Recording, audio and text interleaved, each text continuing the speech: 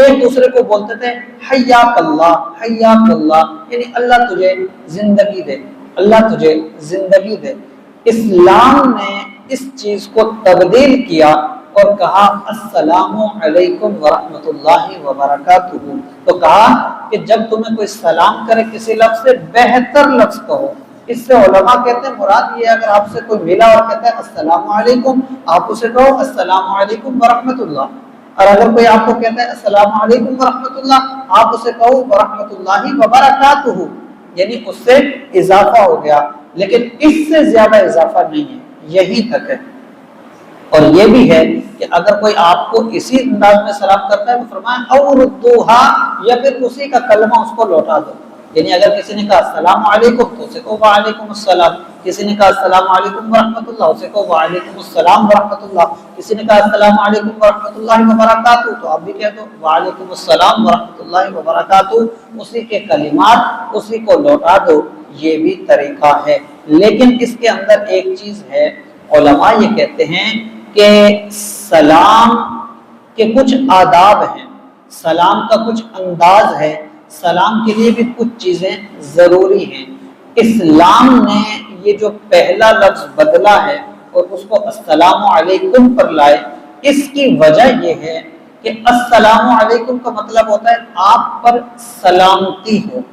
تو انسان زندہ ہو یہ بھی دعا تو ہے، لیکن زندگی میں دکھ بھی تو ہوتے ہیں، زندگی میں پریشانیاں بھی ہیں، زندگی میں بیماریاں بھی ہیں، زندگی میں تکلیف بھی ہے۔ تو زندگی تو ہے لیکن زندگی کے ساتھ بہت کچھ ہے، تو اس لیے بجائے اس کے کہ اللہ تجھے زندگی دے، کہا السلام علیکم اللہ تجھے سلامتی دے۔ مراد یہ ہے سلامتی ہے تو زندگی ہے تبھی تو سلامتی ہے۔ انسان کہے کہ سلامتی تو ہو زندہ نہ ہو بندہ، ایسا کیسے ہوتا ہے؟ تو سلامتی میں ساری چیزیں آ جاتی ہیں کہ اللہ تجھے زندگی دے، تو زندگی ایسی دے جو بیماری والی نہ ہو، جو تکلیف والی نہ ہو، جو پریشانی والی نہ ہو، بلکہ سلامتی والی ہو۔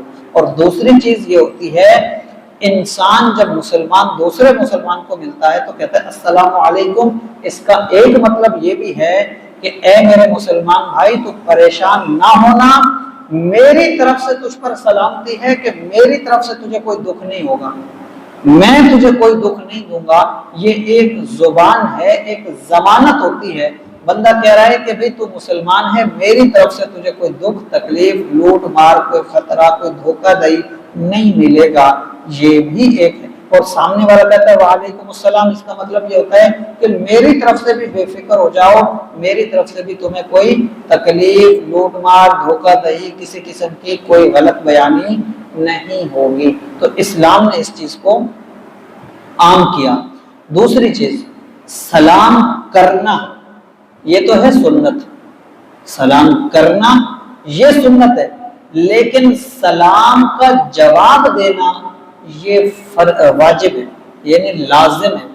اگر کوئی سلام کرے آنے والا اگر سلام نہیں کرتا تو اس نے سنت کو ترک کیا، لیکن اگر کوئی سلام کر دے اور سامنے والا جواب نہ دے تو یہ گناہ گار ہے۔ لیکن اس کے اندر کچھ آداب ہیں، اس کا خیال رکھنا ہے۔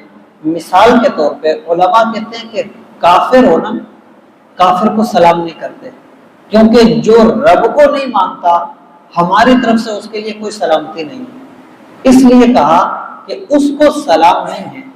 گمراہ ہو جس کے عقائد درست نہ ہو، بہت سارے ایسے افراد پائے جاتے ہیں اللہ کو تو مانتے ہیں، انبیاء کے معاملات میں خرابیاں پیدا ہوتی ہیں، انبیاء کو جیسا ماننا چاہیے ویسا نہیں مانتے، کئی لوگ فرشتوں کو ویسا نہیں مانتے، کئی لوگ قدرت کا انکار کرتے ہیں، کئی لوگ اولیاء کا انکار کرتے ہیں، اس میں بہت سارے ایسے طبقے ہیں۔